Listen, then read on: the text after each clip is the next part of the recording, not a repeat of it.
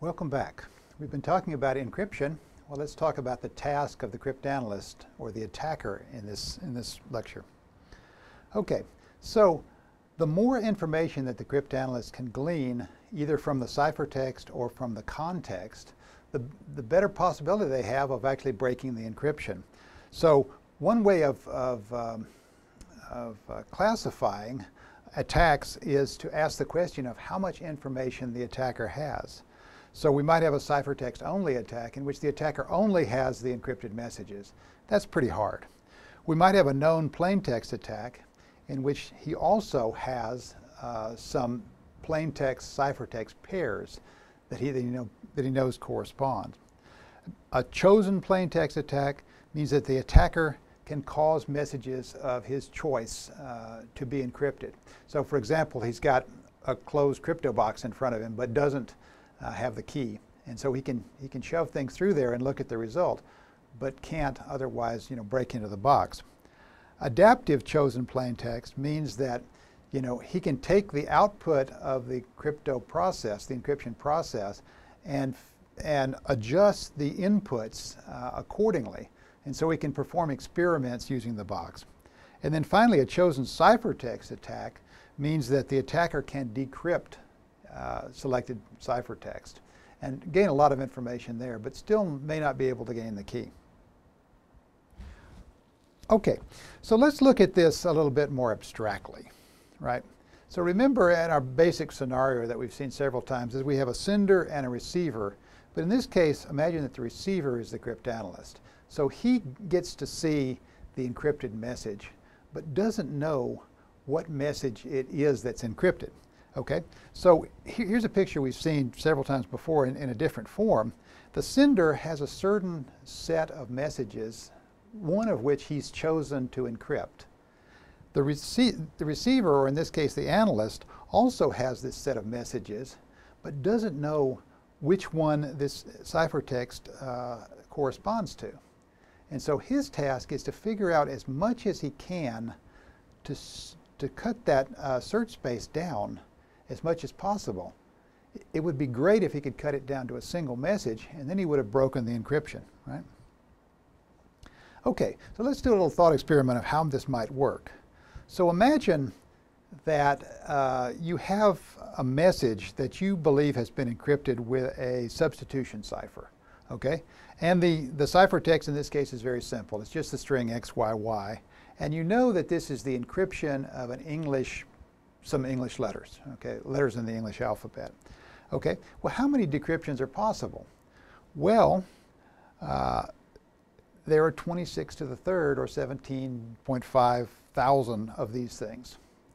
You may say, well, that's not right because the encryption is XYY. Don't we know that the Y and the Y are the same?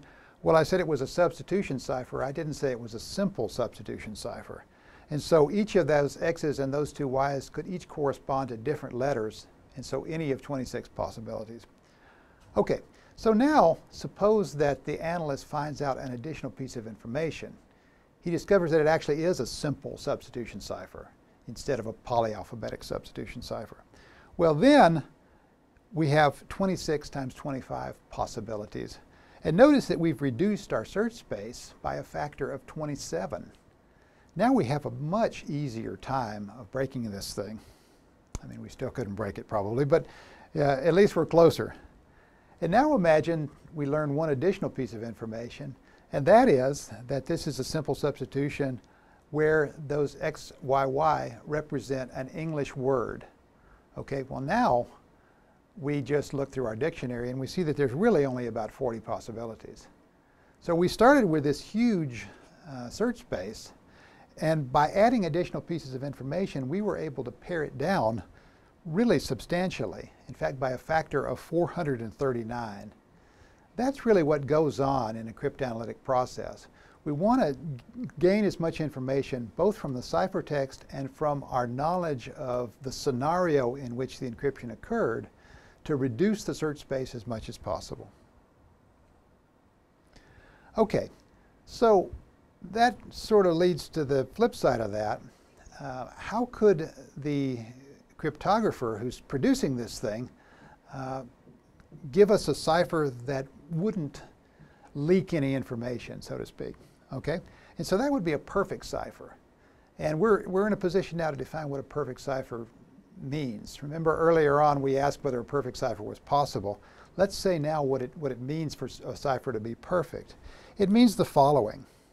Even if the cryptanalyst knows precisely what the encryption algorithm is and knows the cipher space, then he gains no information which will allow him to shrink that space of possible plain texts in any way, much less down to a single one.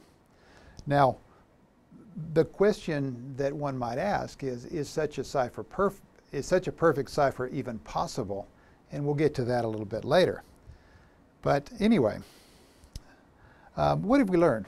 Okay, so the cryptanalytic task is about reducing the uncertainty in the state of the cryptanalyst or the receiver about what message it was that was actually encrypted. And you'll probably recall that this is very similar to the question that we ask in information theory about how much information we need to send across a channel. And a perfect cipher would be one in which there is no reduction of the search space possible, even if you know the encryption algorithm and know the ciphertext. Thank you.